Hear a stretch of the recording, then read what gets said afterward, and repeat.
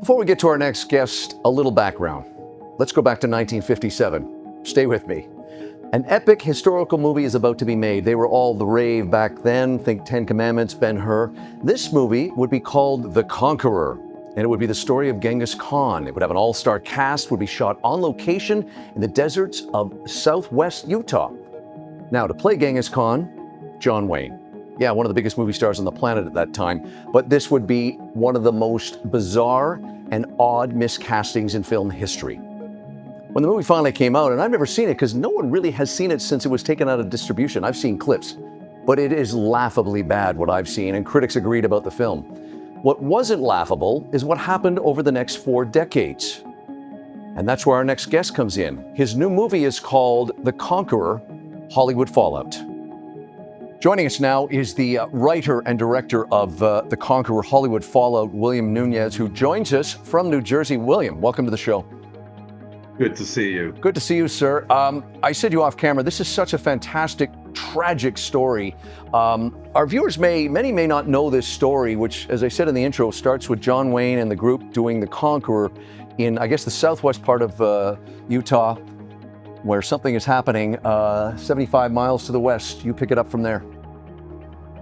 Well, they decided to do the film The Conqueror in the St. George area, which is about 140 miles east of Las Vegas.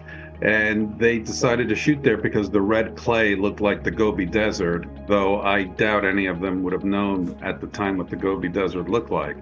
However, little did they know that they were also shooting 135 miles to the west of the Nevada test site, where the year before, really 9 months before, 11 tests were conducted that was at least 20 times more powerful than the bombs dropped on Hiroshima and Nagasaki, and that the winds of most of those tests blew in the direction of where they were shooting. And then they had the misfortune of shooting the movie in the summer, where desert storms are at their highest peak, and that, coupled with hundreds of horses used as extras kicking up that dust, for about 2 to 3 months they were breathing that dust constantly, and it had ill effects on their health, unfortunately. Yeah, some of the stats, I knew of this story for over 30 years, but the stats that you talk about in this film, I mean, the main people you see, the director, former actor, movie star, producer now, director at the time of the film, Dick Powell, Susan Hayward, Oscar winner, Agnes Moorehead, Pedro Armadillo Sr., John Wayne, they all get cancer and all die.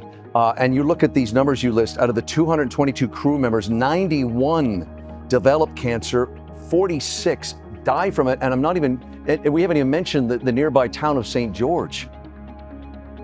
Yes, and that was a higher than normal cancer rate for anyone working on a said production. And also with St. George, which back then was a very agrarian area. It was mainly farmers, and it was, as a tourist destination, a stopover, as it were. If you're going from, say, Salt Lake, or all the way from Winnipeg, that highway goes down all the way down to San Diego. So it's a large highway, and it was mainly known as a stopover town, to rest up or to visit Mount Zion National Park.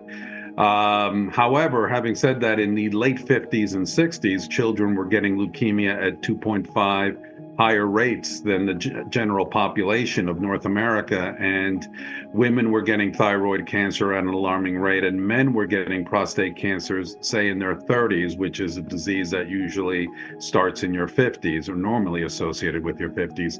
So those clusters led me to believe that even though most of the people that worked on the Conqueror were smokers, those coincidences, it probably did not help that they filmed there during the height of atomic testing.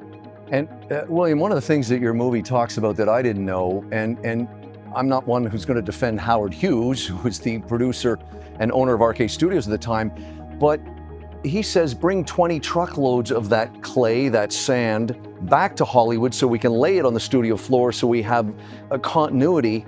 And you've got your people in the movie. I don't mean to laugh, it's not funny, but they have months and months more exposure to that in the studio. And then what happens to that that sand after they're done? No one knows. I personally believe it stayed there through many other productions. I couldn't find. I did extensive research, but we couldn't find that magic bullet, which is a PO order of saying, ship this tons of sand after the production to wherever. So there's always been speculation that it didn't move far; it stayed in the Los Angeles area. But what's interesting is that radioactivity in soil has a half-life of 14,000 years, so it's still about. So it was a great story that the Waynes went back there with a Geiger counter in the 90s, and it was still going off. Even though it was at low levels, it was still going off. William, this is a superb film. I thank you for being the writer and director of this. This story is long overdue. This is, to me, part of what makes documentaries so great, because they expose this and they remind people, and just because you may not know who the participants were doesn't make the story any less more important. And this is a biggie. The movie, you can check it out, is The Conqueror, Hollywood Fallout. It is available now for viewing at home. And I want to thank Richard and Lauren from Blue Fox Entertainment, who not only got me a copy of this film to view, but got me to you, William. Thank you for joining us.